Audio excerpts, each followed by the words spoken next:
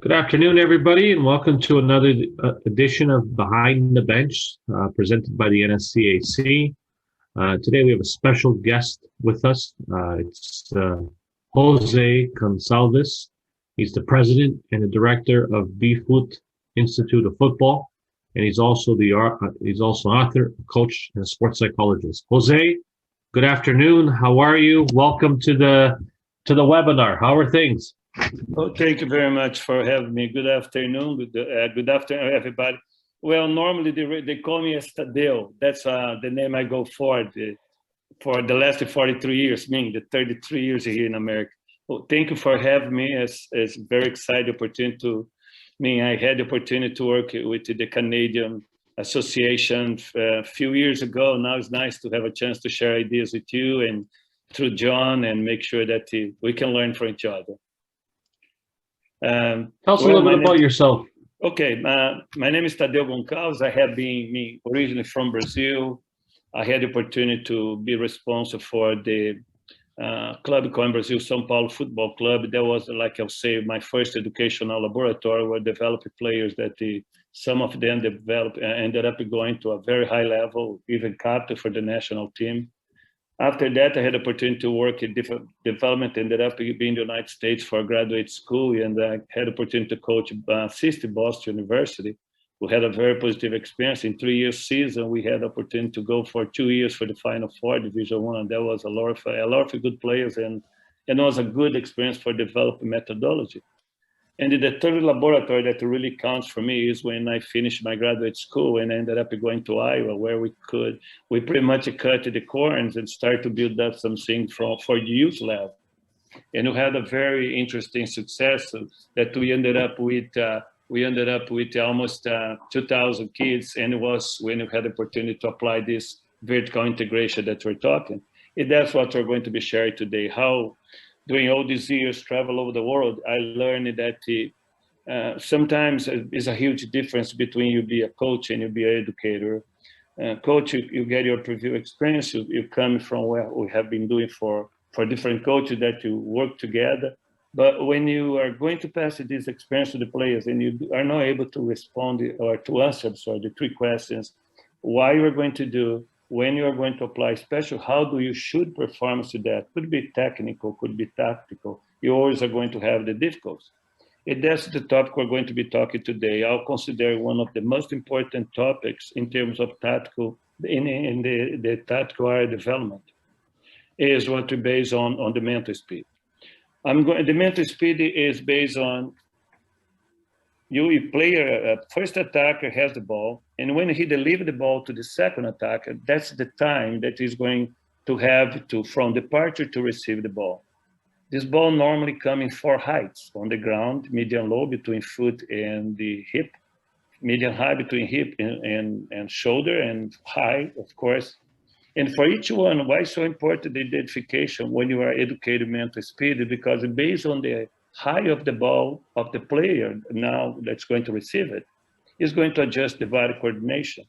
It's always important for us to put in consideration that you have 3 major components. You have the defender, you have the player, and you have the ball. Well, to block the defender, of course, always legally, before the player approaches you close, you're going to have the arms 90 degrees. You are able to block that player, that defender. The second part is how well you are prepared to coordinate your upper body with your lower body, with the quickness with your feet, etc., to be able to receive that ball with quality approach. You'll be able to control the ball. Of course, that's when you start our description. I'm going to put a brief video here, and I would like to let this video go through. After that, I'm going to break it down 4 different segments, and we can discuss one of them just to illustrate a little more. Okay. Perfect. Before we start, if anybody has any questions or comments, please use the chat or the Q&A section, and we'll try to get to the questions at the end of the presentation. If something is relevant to what we're discussing at this moment, then we'll answer that question. Okay, so we're ready to go. It's very important to understand this video presentation. This video we have an institution called B-Foot, and we have 3 levels of development we call educator program. This is from the level 3. It's one of the most important for us in terms of introduction. The video, you're going to see the qualities. This is what's done 15 years ago. Now we're redoing again. That's why I just apologize. But the content is very important, the way that we present. Let's look at this. We're going to go through is, like I said, the player identifies the height of the ball, is able to receive it, control it. What this player is going to do now to really make sure that the mental spirit is there. We are going to talk about these four basic aspects that we say the four basic aspects of Brazilian soccer, but it doesn't matter where you come from or what's the origin, is basically how I'm going to be able to become a playmaker or a quarterback and be able to all the time create unpredictable decision. Let's briefly look for this video, okay? Concept 3, the four major aspects of Brazilian soccer. We're going to be talking now about mental speed. Even today, on the cement futsal courts of Brazil, the youth Brazilian players are still learning these basic aspects without the constant supervision of coaches. The younger players must learn how to move the ball quickly and correctly, avoid injuries, or be blamed for making mistakes from the older players. In this natural process and environment of quickness in their decision-making and movement of the feet, the young Brazilian players develop these basic aspects. In many countries, this is not available yet. The excessive supervision and controlling of games are factors that produce the lack of creativity. It will interfere in the speed of the game, destroy its beauty. The first step to develop your team is cultivate this natural ability to perform the four basic aspects of Brazilian football without having to think it before doing it. These aspects must start to be developed at the age of 10 or 11 years old and with any level of technical skills. The Brazilian football philosophy is based on trying to achieve the opposite goal as fast as possible, playing very safely with short passes on the ground, keeping possession of the ball as long as possible. And to make sure these concepts happen, the players must learn at young ages to make quick decisions with the ball. This is the most important tactical concept to be taught to your players. The basic aspects that we're going to be discussing are: 1, ball on the ground permanently, except in situations such as long switch point of attack, long crossing, the number of touches. In order to have a more effective style or way to play, it's very important that the players become unpredictable. The players should not touch the ball more than 3 times in general. We recommend 2 touches in the defensive third and the midfield third. Of course, in the attack, always 3 touches. Just to briefly describe, the idea is not take away the creativity, but if young ages, we are able to educate them a little more about be effective versus be hold the ball too much. That's everybody faces this. This is pretty normal. But again, it's not the idea to you cannot use your individual skills or your ability to beat one-on-one. It's just when this makes sense, the high level or not of risk of you lose the ball, you ended up create a counterattack against your own team. Okay, let me just continue. I hope that the information is helping. The third we're talking now is switch point of attack. It is much faster to serve the ball in diagonal, in triangle. The receiver can more easily adjust his speed to the ball before receiving it. We'll find in many pro leagues all over the world the constant application of the passes in square. This kind of passes is a waste of time and if very possible, create a counterattack. I would like to describe here what's happening is 2 versus 1 represents pretty much 60 to 70% of the situations the players are going to be exposed in the game. Now, 2 attackers, first attacker with the ball, second attacker become an option. Now, what's happening is in 2 versus 1, the equal distance between the defender to each one of those 2 attackers is pretty much the same. That could create what become more predictable the decisions make. In other words, when the ball is passing side to side, the probability the defender is going to be pressuring that player because it's so predictable the passing square is going to force the second attacker when he receives this ball, because see the pressure is coming, instead of play quickly means know what he's doing or she's doing, play on hurry, means just to kick the ball, you ended up lose the consistency of the pass to create a counterattack. That's what you try to explain here. The balls always should be done in two different ways. It would be diagonal defensive, feet to feet for safer reasons, or diagonal offensive behind the defender in an open space. It's very important I explain here. The pass is not done by the player with the ball, but always by the player that show up in an open space to receive the ball. That's very important we teach our players. Just completed this third segment. Because always force the players to receive the ball, slow down the attack speed, and of course increase the pressure from the defenders and the probability of mistakes. The passes must be done in diagonal. When the pass is done towards to the players on goal. In this case, the diagonal defensive. Always, yes. When you pass the ball in diagonal defensive, should be done feet to feet for safety reasons. Or offensive, when the ball is redirected to the opposite goal. First attacker has the possess of the ball. The second attacker comes in penetration. The right moment for the first attacker to deliver the ball is when the second attacker is 1 yard before the defensive line. That's a very important point here. In other words, if I don't want to take risk, I'm going to drop it back I'm a second attacker. I'm going to drop it back, show up in diagonal defensive, be able to establish a gap between the pressure and play. And that's why the ball should be delivered feet to feet for safer reasons. But I am a second attacker, very intelligent, and I saw a gap behind the defender. I'm going to go in penetration. Now the play with the ball, the first attacker, needs to have a visual cue again. When is the right time to deliver the ball? Normally we recommend that the ball should or must be delivered when the second attacker in continued penetration is 1 yard before that defender. That's going to be, the ball is going to be put behind, just to complete it. The four basic aspect of the development of the... Now we're going to the four aspects. Let's try to summarize what we're talking about. The player receives the ball, protected with the arms, block the defenders legally. Now has a good visual coordination to identify how he's going to use the ball to control the ball. Now the ball is arriving. By the time it arrives, we are going to implement those four basic aspects. Summarize them again. First, let's try to put the ball on the ground. Doesn't mean all the time, but in general, because every player receives the ball, you are able to deliver faster, we can create control. Remembering, you have two kinds of techniques. You can receive the ball, means the player is able to redirect that ball effectively in one touch, or trapping.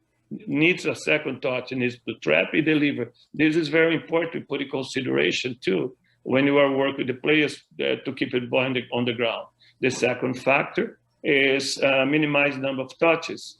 I mean, why you're going to take a risk, why you're going to be predictable, why you're going to give so much time to the opposite team to get organized defensively. If you can, in a simple movement of the ball, you can create that unpredictable opportunity for counterattack. The third one we just mentioned is avoid square balls. Always the player with the ball should receive an option of the closest player to drop a diagonal defensive, and the pass is done feet to feet for safer reasons. Or the second one is in diagonal offensive behind the defender in continuous acceleration. Now let's talk about the last one. We call the switch point of attack consistently. That's very important for us to, when we combine those and you put this in an implementation of development, you'll be surprised how quickly the decisions start to happen from your team. Let's continue here. To speed is the importance of the switch point of attack. The best decision to find gaps in the defensive system, of course, is able to not only avoid pressure, but be able to have the player receive the ball facing always the opposite side where the ball is coming from. This will give the receiver the opportunity to read the full field and make the pass away from the pressure, creating an unpredictable counterattack. Let me make a little note here. Player A has the ball and player B show up, like let's say A, B show up in defensive diagonal. Now the ball is passing. One of the major problems that we see, especially young ages when we're in development, or even in professional, if you look at Euro Cup today, even Copa America, in all those, you see that the ball's coming from the left. Normally the players receive the ball with the same leg. I mean, the peripheral vision is going to be always the 30% of where the ball came from. I mean, the player by receiver wrong is the reception that was done wrong, already minimize so many opportunities that in terms of switch point of attack, you'll be able to create a counterattack. That's the first thing that you always must be observing your players. Ball coming from the left must be received with the right. Ball coming from the right must be received from the left. Of course, exceptions apply, but there's a simple general idea that sometimes we forget to emphasize, especially with young ages. Let's continue the explanation. Again, thanks for being patient. In diagram 15, you're going to observe that the second attacker receives the ball, he passes the ball back to the player that had it before. This is very dangerous, very predictable for the pressure that's going to be imposed on that defender. At the same time, it could create a counterattack against your team. That's why this kind of situation must be corrected. Let me do observation here, but now we're doing short, long. That's a very organized, I said, good tactical scheme to apply. That's a different approach. That's when we are just bringing it down to specific plan. Here, we're talking about introducing the first time they're going to start to comprehend what they should do with their understanding, their intelligence to implement, becoming more organized on the field in terms of reception distribution. That's what we're looking for here, okay? Well-prepared player should always receive the ball, switch the point of attack to the opposite side. With the opposite foot, the way is possible to at least see 3/3 or 3/4 of the field, allowing a really much better peripheral vision. The player should receive the ball facing the opposite goal. In diagram 18, the player receives the ball, turn the body defensive to the opposite side. They make the pass in defensive diagonal. This is the second best option, and this option is applied when...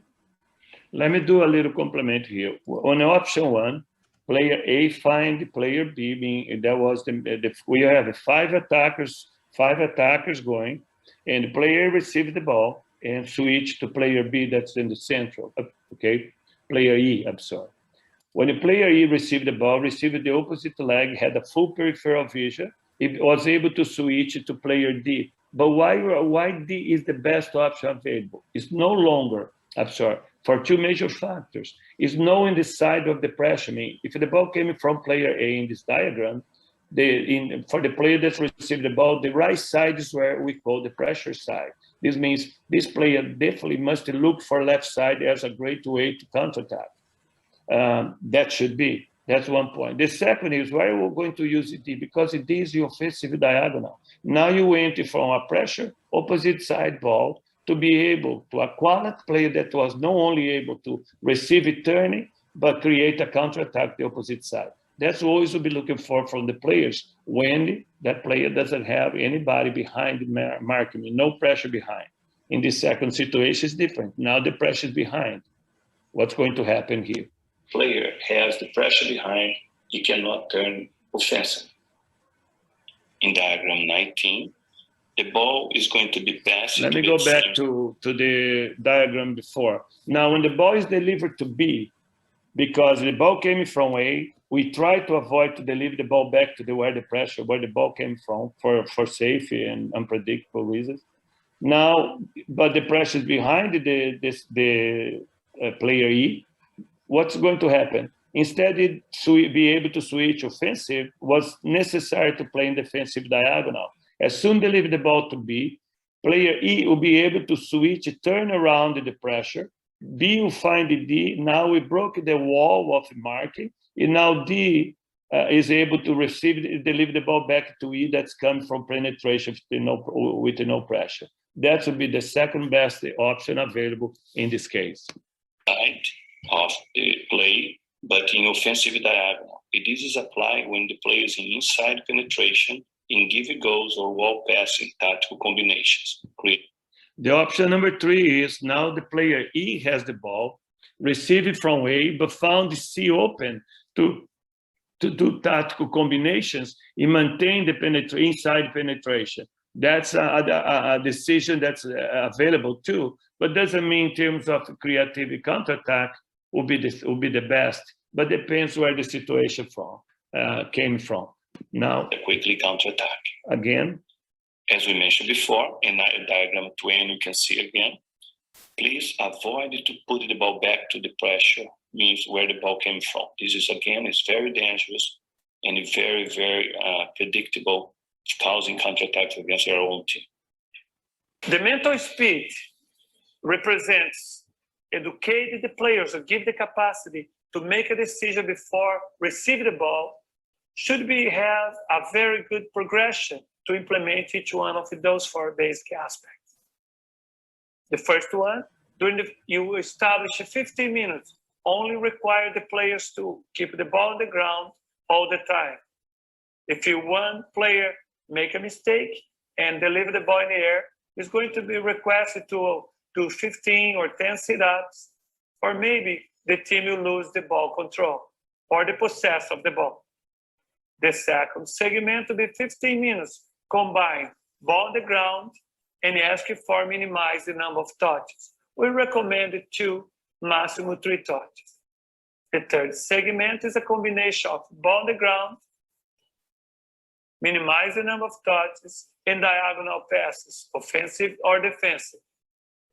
And finally, the last 15 minutes of this development is going to be a combination of ball on the ground, diagonal passes, minimize the number of touches, and switch point of attack.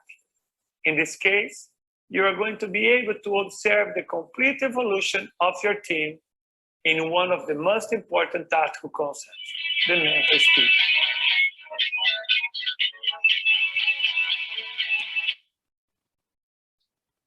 Okay, before continue, I don't know if by chance maybe somebody could have questions or.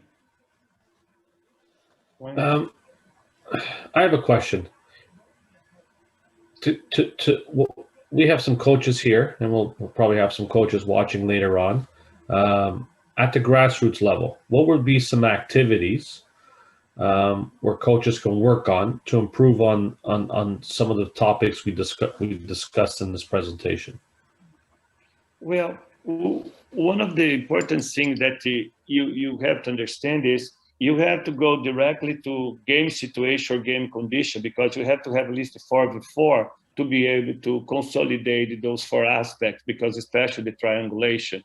Meaning, the order will be always, you have 2 practices a week, put it together 30 minutes if you can, during the first 4 weeks of the season, separate 30 minutes and doing those 30 minutes. On day 1, you introduce the ball on the ground for 15 minutes, and you introduce it, minimize number of touches. 2 concepts.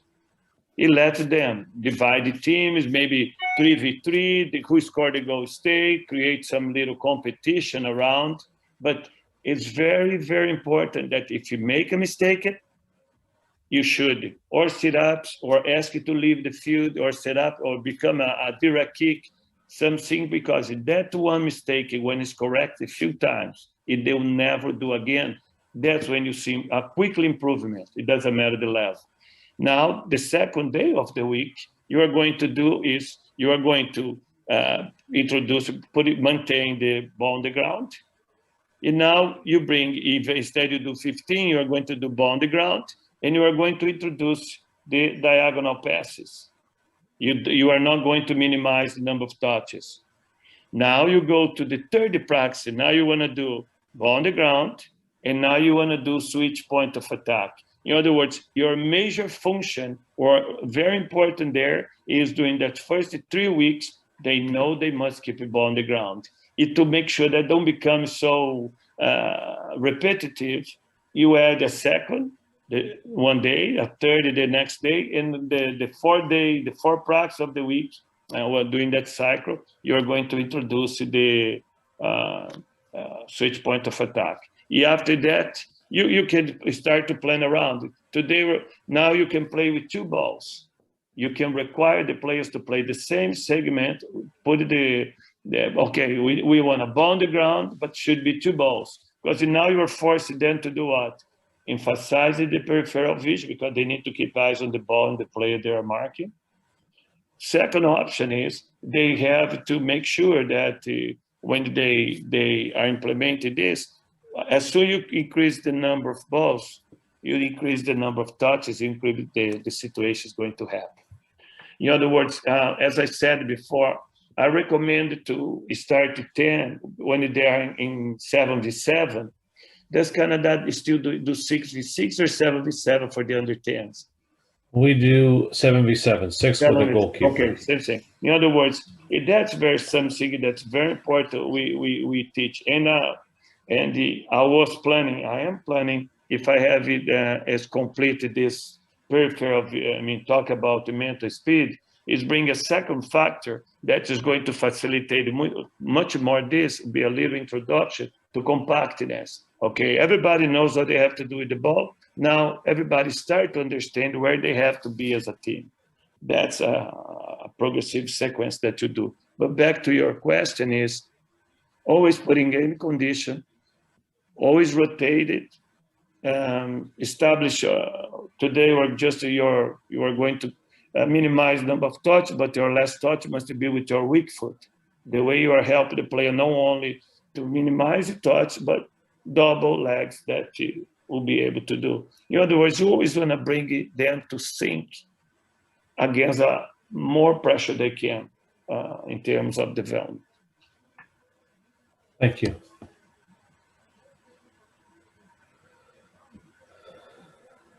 There's no more questions. You can continue. Perfect. Okay, let me just go to. I lost tomorrow. So stuff like this, you would work on U10 players and older, correct? So what would you do with U8s, U9s, U7s to start getting them to prepare them for the U10? The sequence should be the same, much slower development. You understand? You are going to probably need 4 weeks to emphasize the ball on the ground. Well, you can do all those things, but you're at the end of those 4 sessions, you want to make sure everybody understood. There's not only we did. Is in my plan? We did. Let's go to the next one. If the player does not have, and you don't have a continued progressive educational process, that's why we call methodology. You're going to jump steps. You're going to talk. You start one session one day, the next week you jump to another one. The brain doesn't work this way. The brain is simple to the complex, but it has to be very step by step. I have been doing this for 43 years, 34 years here in the United States. All kinds of environments we are talking about, but what always have been noticed, and is the progress that we have when we do exactly the same with the younger ages, but normally we add 3 things. Barefoot. The barefoot cut the half time of the technical progress because you're able to identify the right part, the kids improve there. The second one is the necessity that we have target. We do a lot of cones, but when we get to the game, we have line as a goal. We need to work a little more in objective, and we should start with 7, 8 years old. They need to score 100 goals a day. Kick the ball to the goal. Doesn't matter, we don't have a goal, have a flag, but we need more objective with the players. And back to the third. And the third thing that extremely we need to focus on these younger ages, when you apply the mental speed, is combined with the idea that, remember, we talk a lot about 3 dimensions. Defender, we talk about the player by itself, and the technical capacity to control the ball. Well, we do not have, especially all this last year and a half has been a challenge for us. our basic flexibility, body coordination has been really going to the bottom. That's something that we should spend a lot of time with the, in terms of the kids. Because if we do not develop their coordination, because remember, I mean, if you are in Canada, ice hockey is #1 sport. It's eye-hands coordination, or basketball, eye-hands coordination, or baseball. Suddenly we ask the kids to go to the feet all the way far down there and say, look, now you need to connect that part of your body. And if we do not have a good body coordination, it's going to be a very slow process for our kids to have a good mental speed, because they're combined with their mobility to their coordination is a very slow pace. That's a big factor. So would you work on the coordination before you start to introduce some of these principles? Oh, coordination should be taught. When the child starts to walk, coordination should exist. But remember, coordination is a result of the mobility for you, but you depend on the three components. You depend on muscles elasticity, you depends on the bones alignment, and it depends on intensity of the ligaments. Now, with those three components, okay to start it. Every child with a good coordination is going to have a much better mental speed. It's like you asking me to go play. Let's go play ice hockey. In my first day, my coordination to respond to that movement would be totally different if you kick me a soccer ball, because I have been for years and years and years developing my brain to respond to that command. That command, it don't depend only of the ball, depend first to yourself, to your body. And elasticity become another big factor. One of the things that let me go to, I don't know if I answer your question. No, you've answered them all perfectly. Thank you. Let me do this now. I'm going to. Okay, this is. I'm going to use a different approach now. Sorry about that. I'm working on that when you were talking. I'm sorry about that.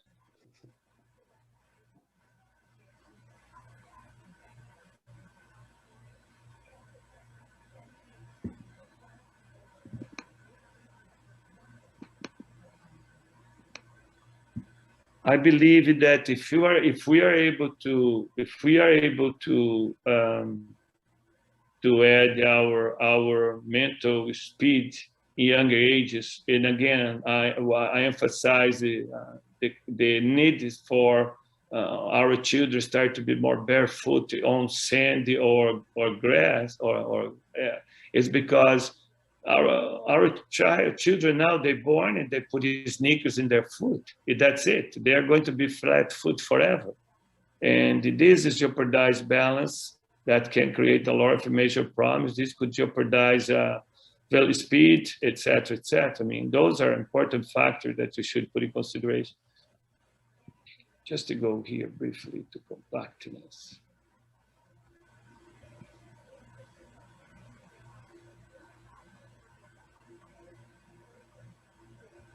Okay, here we are. Let's say now we got our team and we develop the mental speed. Everybody's keeping ball on the ground, exceptions apply again. They switch point of attack, they comprehend their needs. That's what they have to do.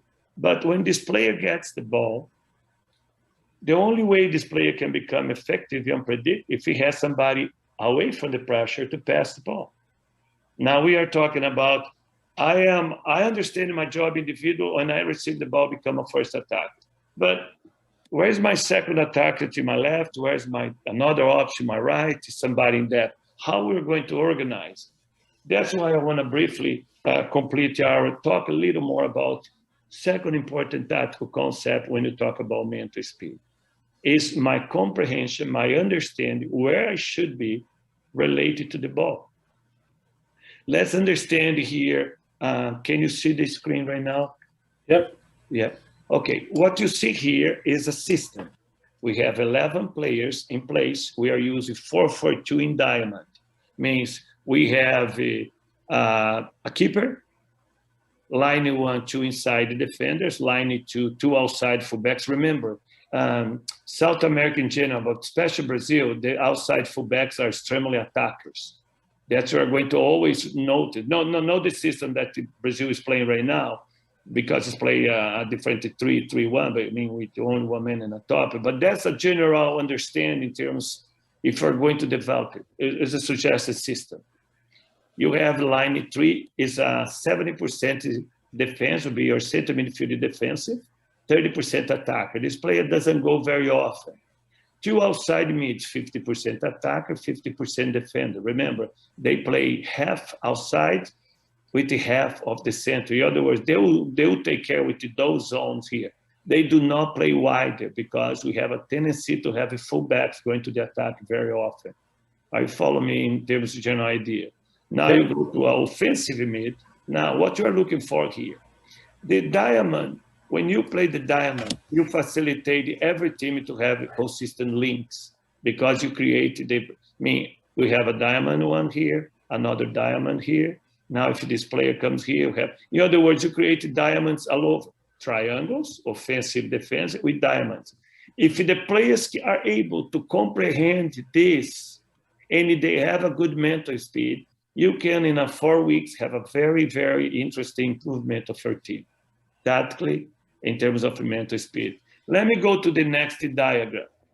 What you're going to look here is, in the system using, just for you understand, we are playing in a field that is 100 meters, and okay, long. 10 meters we're going to give to each keeper. Now we have 80 meters. What we're going to do with that 80 meters? For facilitate the visual cue of the players, we're going to call play a line of players. Okay, I'm using 4-4-2 in diamond. You could use any system you want. Okay, it doesn't matter. But remember, more lines of players you have, less is the gap from line to line, and you win or lose games based on gaps. You gave a gap, somebody's going to get a gap to create a counterattack. What I'm trying to tell here is, from this point here to this PK, we have 80 meters because we gave 10 to each keeper. Now, if I have 80 meters from PK to PK, how many meters I have to cover here in my defensive 30, 40? Okay, in other words, this is going to be my compactness in a 4-4-2. All the players understand that there are 4 basic aspects to becoming their mental speed improved. But now we're going to improve the mental speed of the team. Now we have, like I mentioned before, 6 lines, 5 gaps, 40 yards, 40 meters. If I have 40 meters from the 2 inside defenders to the 2 first attackers, 40, and I have how many gaps? Line 1 to line 2, 1 gap. Line 2 to line 3, second gap. Line 3 to line 4, 30 gap. Line 4 to line 5, 4 gap, 50 gap. I'm going to get a 40 meters divided by 5. This means the distance, the visual distance from line 1, we don't count keeper, from line 1 to line 2 should be 8 yards. If the inside defender is in line with the fullbacks, or they are pushed up too much, the gap will be behind them, or fullbacks are dropped too much, the gap is in front of them. Okay. In other words, I have now 8, 8, 8, 8, 8. Now my team can understand, okay, I am the last defender. My 2 fullbacks are in offensive diagonal to me. I am a fullback. I see my center midfield defensive diagonal central, etc., etc. Now I'm going to do understand the 3. Now we need to understand what we call the 3 thirds. In Canada, I'll say third or say zone. It's the expression zones. Okay, defensive midfield attack zone. If my team has, each player individually has a good mental speed to receive the ball and make a correct decision and become unpredictable. And of course, when the decisions make, always is going to be able to find players around. Normally in diamond, the diamond shape is the most perfect thing for a player to comprehend in terms of mental speed team. Because play with the ball, example, this player has the ball, has a lefty option, has a right option, it has an option in depth. With the diamond, this player can penetrate outside right, outside left, or through the middle. That's when we can become more unpredictable. My point here to you is, now we maintain 40 meters in each one of the three sectors or zones. From each player maintain their 8 meters from line to line, and we move it together, of course, related to where the ball is. And that's a very important point for us to put in consideration, okay? And after that, we start the game. How we're going to pressure them, how we're going to use it, high pressure. Example, now we start to talk about the ball is dead. I just don't want to go too far on that because it's one concept will push another one. But as soon my team start to how push forward, how push back, relate to where the ball is, because if you move back and forward, of course, to make sure that you are overloaded the ball zone and you have more than 2 or 3 options to pressure that situation, be able to get the possess of the ball. But let's go now to the complement of the conversation we had. Now, when you talk about mental speed, now you're talking about player mental speed. Now you're talking about team mental speed.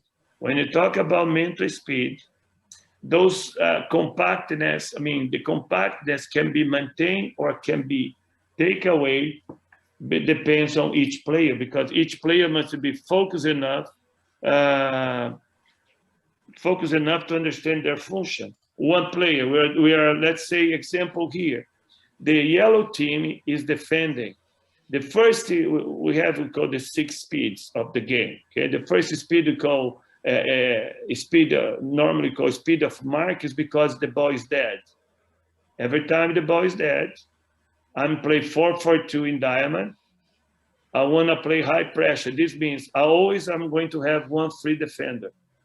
Every player is going to be marked, and except in this case, I have one attacker because I'm playing 4-4-2, and the opposite side, outside mid, become the second player. Those 2 are going to cover those 3 to allow this player to be free. Again, look at how much concept, how much commitment, a compromise I'm asking from the players to use their intelligence to be able to comprehend. You understand how this concept could go? In other words, now the players has individual mental speed, has a team mental speed. Now they're going to be exposed to the speeds of the game. Like I said, we have 6 speeds of the game. First one speed is defensive, ball is dead. All the players are well organized. And in this case, I'm using high pressure, like I said before, because I have one player free. I want to go, but I don't want to take a risk. Now, when you move it down a little bit more, I'm just trying to show you, again, the players are individually they are intelligent. They understand their responsibilities as a team. And if 5 minutes to go, 0-0, you have to win the game to be able to succeed, to be able to go to the finals. Okay, the decision was made. Instead, we have one free man. We're going to go full pressure now. Still the same ball is dead, but now I'm taking a risk. I don't have my keeper here, but my keeper is going to become the defender, the last defender. Why? Those fullbacks, those inside defenders are marking. Outside mid, the fullbacks become outside mids. Outside mids push up to mark their fullbacks. I'm full pressure now. But why the players decide to go for full pressure? They know how they play. They know they need the results, but they understand that everybody must commit and move together as a unit to be able to get the results. Okay. In other words, now you are going to have different kinds of situations based on those speeds that I mentioned to you.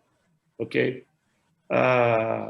when you get to the point where the ball is no longer dead, now the ball is in movement, okay?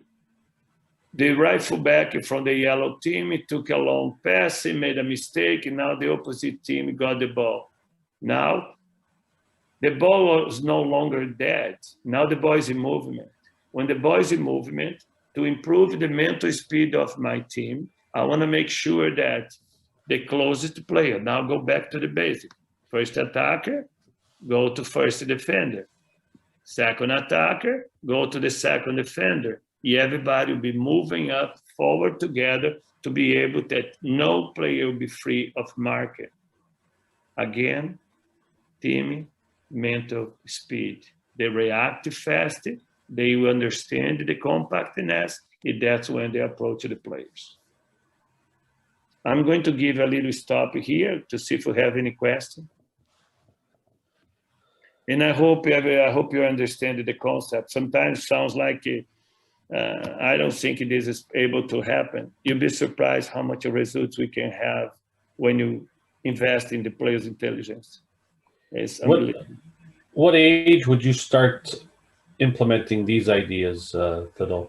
You are talking about now the mental speed, any age, like we said, but to focus more when they are going to 7v7, like I said, being 9, 10 years old, because you are going to have always the triangles much more available to when they play and we do the training.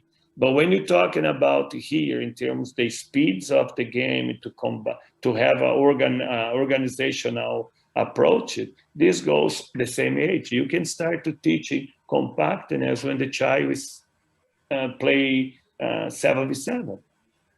It's the same, okay? And of course, we have the manuals, we have the transcript, we have all the information, how you do. It's a process, like I said, it's a little method to approach.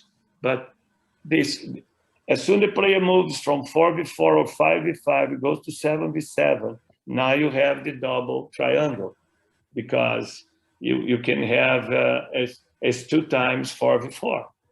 Yeah. Now, with that shape, with that organization, you are going to build the rest of your club or the rest of your team, because he's under 7, but you're going to call the keeper, the last defender, you're going to call inside the defender, the left defender, left fullback. They will grow during the next 6 years, 7 years old, until they get to the transition to 13.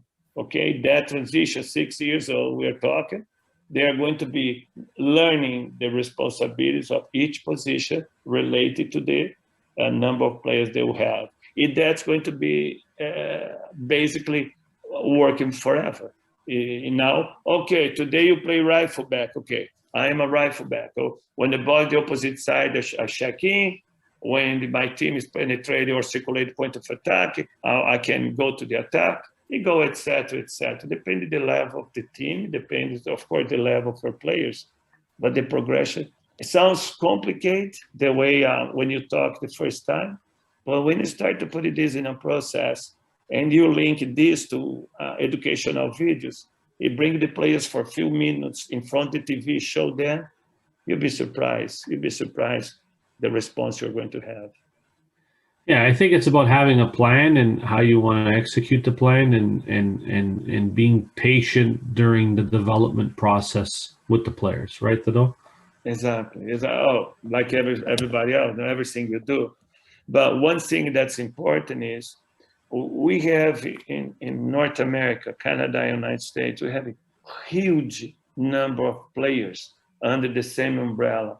If we could have this integration, you jump, you're 9 years old, you're going to focus on this. Now you move to 10, it's a continuity. We don't repeat what was done in 9, but we could have this, I'll call vertical integration with consistency. I believe that a lot of people do, a lot of people looking for, but it's no, okay, today we're going to do introduction of shooting. Now we're going to do shooting versus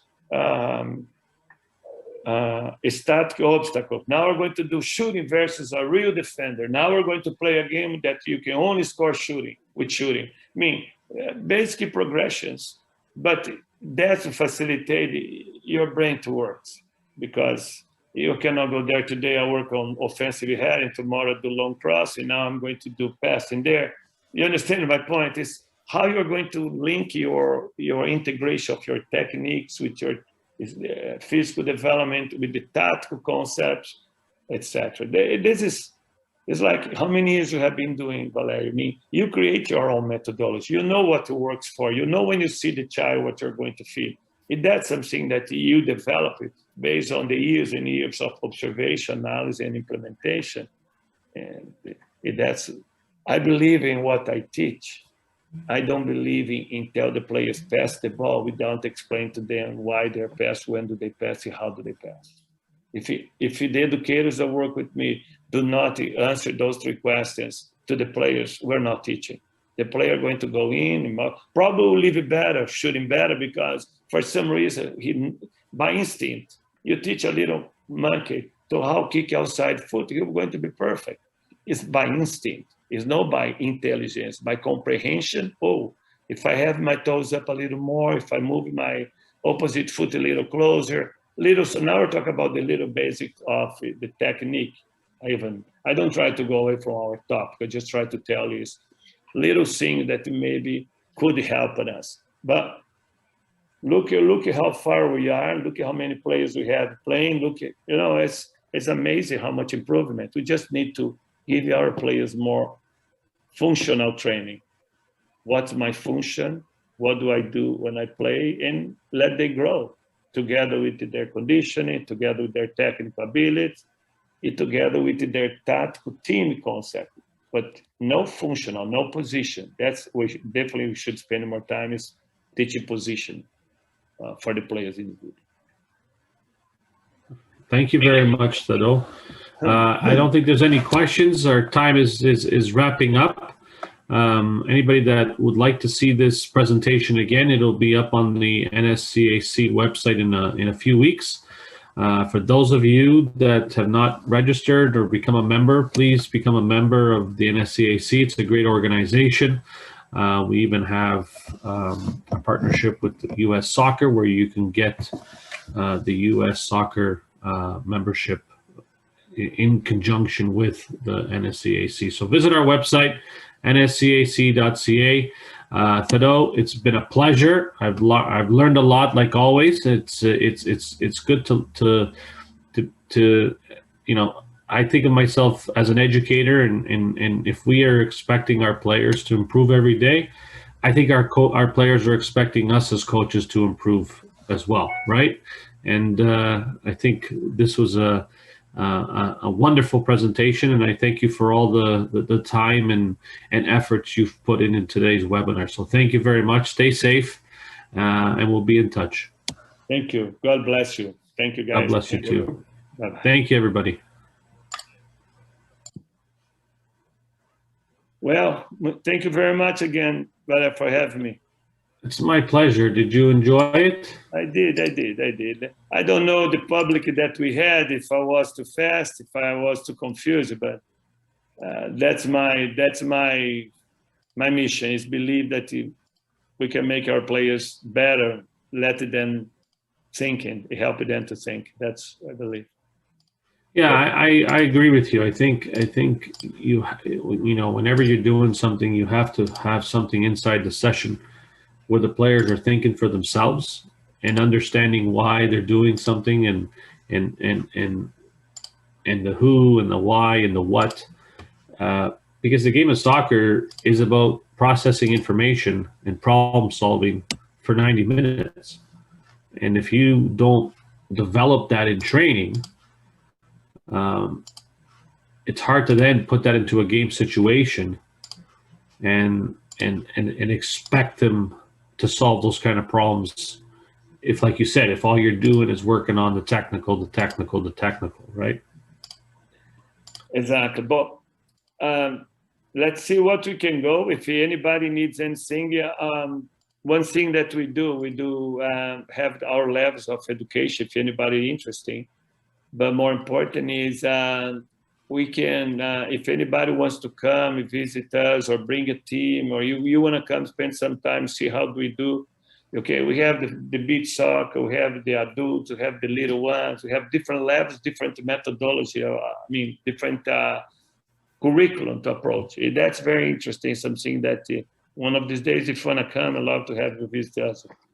I would love to come. I own my own soccer academy, so it'd be good for me to, I love to learn and I love to be around all this stuff. And it was a great presentation today, what you discussed. And I teach a lot of the mental speed because I like to play fast, right? And the quicker you move the ball and the quicker you move off the ball, the more effective I believe you'll be, and the higher your success rate will be. When you're teaching 2v1, I have one question, and the player receives the ball. What do you want their first instinct to be? To attack the player with the ball, to attack the defender, or to look for the player that's making the movement, the run off the ball? Well, he becomes the first defender now. He needs to be concerned about who has the ball. And the maximum he can do is try to delay a little bit more the decision made for this new first attacker and make sure somebody comes to help. Because if he follows the second one, the other one's going to do individual penetration. If he commits too much with the play with the ball, could be a risk. In other words, he's going to have to balance a little bit there, and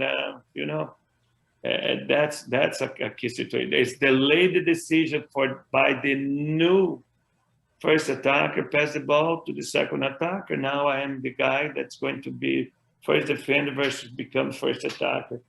If I follow this one gap there, but if I can balance a little bit, move a little bit, I'll keep your eyes on that guy if the ball is passing, or I keep this guy if you go for penetration. That's probably 1, 2, 3 seconds there that you have to try to get to see if somebody comes to take care of that second man. And what about the player receiving the ball? What would you want them to do? Attack the defender or look for the second attacker? No. Go to the goal. Effective. Be effective. The word is now be unpredictable. You are unpredictable, but be effective. Remember when I said it's too many training with the square, toom. But our kids need there's the goal. How can I get there? Oh, this way or that way. I think we need to put a little more real establishing. I always say, and I didn't mention, but we have 6 ways to score goals in soccer, right? Dead balls, shooting from outside 18 with power, short cross when the ball's crossing back and finish with it on the ground, long crossing with the medium high or high balls finishing, individual penetration, or tactical combination. Well, if I'm going to get my players to do something, to make a decision, always I should be thinking, if I do this, offensively, I can create a defensive short cross. He's going to the end, he's going to cross. At the same time, I give my defender to comprehend, hey, wait a minute, if this happened here, what I'm going to do here, the way when it comes to the game, I remember. That's what I'm saying, the mental speed is the intelligence, comprehending that. Okay, and it's been fun. It's been fun. Thank you. More than welcome. God bless you. Say hello to John. Anytime You too. we'll be around, okay? God bless Thank you. Thank you. Ciao. Bye-bye. Bye.